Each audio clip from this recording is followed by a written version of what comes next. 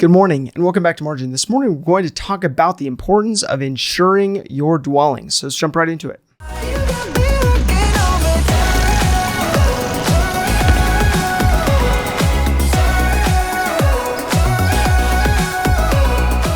So insurance is a key component to either owning or renting a dwelling.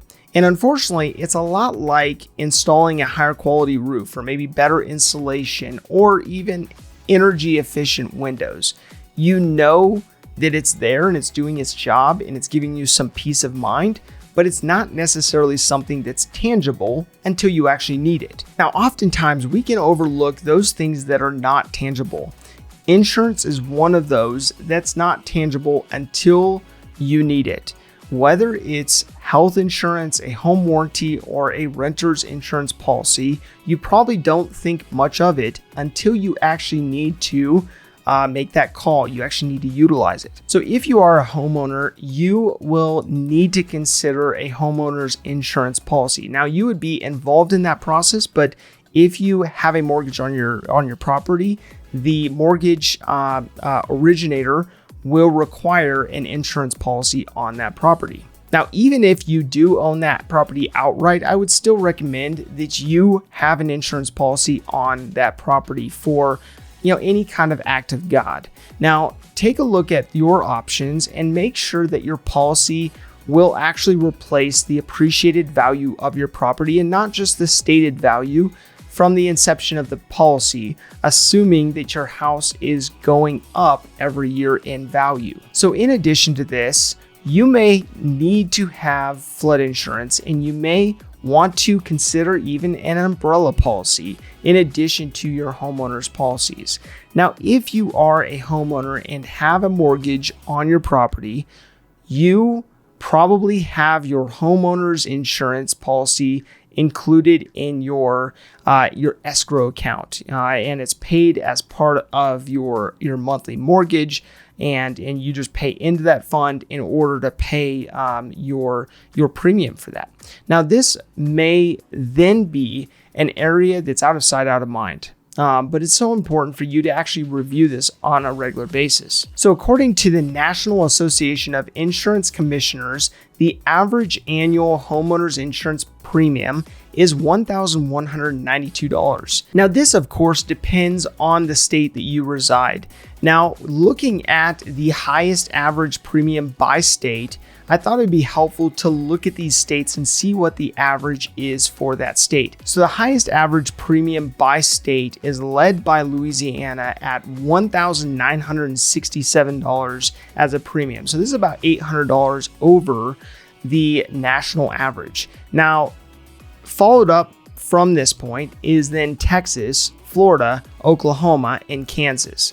Now, as for the lowest average premium by state, the first one is Oregon at $659, followed by Utah, Idaho, Nevada, and Wisconsin. So a renter's policy, on the other hand, is not included in your rent, and you'll have to typically pay it on your own. Now, this typically covers the contents of your dwelling, while the landlord will then cover their own property insurance for the dwelling itself, for the walls and for the roof and so on and so forth. Now, oftentimes landlords will actually require a renter to get their own insurance policy to protect their belongings, to protect the contents of their unit.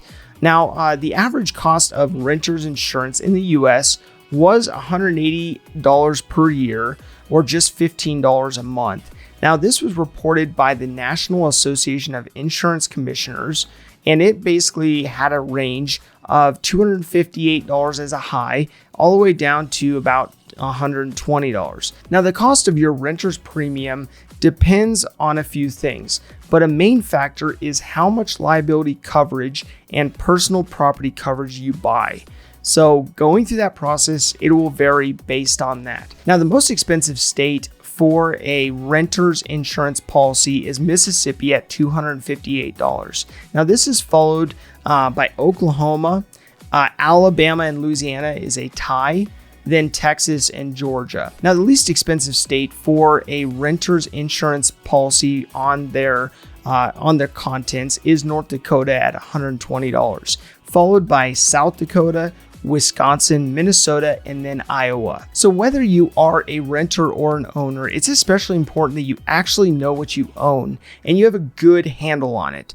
Oftentimes people may have one of these policies and think they're good to go, but have never actually documented what they actually own. Now, keeping an accurate list of the contents of your household in multiple locations will ensure that you have the item, the description, and an idea of what it looks like through a photo to include in your case in the event that, God forbid, your dwelling is robbed or the property floods or it burns down. And then at that point, the insurance policy can replace those items that are replaceable. Now, this insurance policy, along with building a content list, will give you a level of peace of mind, ensuring that you are not only doing your best to have a great defense by having that in place, but that you are also able to replace those items in the event that something happens. So my call to action today is to look at what policies you currently have in place and whether it's time for you to go through an audit for your stuff, to know what you actually have, what's stored and where, and be able to then substantiate it in the event that you need to replace it. Now, reviewing this policy and the contents that you own at least once a year could be especially helpful in the event of loss, so that you actually know what you own and then can not only know what's there, but also be able to keep tabs on those items. If this information is helpful to you, please do like, subscribe, and hit the notification bell so you're reminded to come back on a daily basis and improve in managing your personal finances. Thank you for your time. Enjoy your day, and we'll see you back here tomorrow.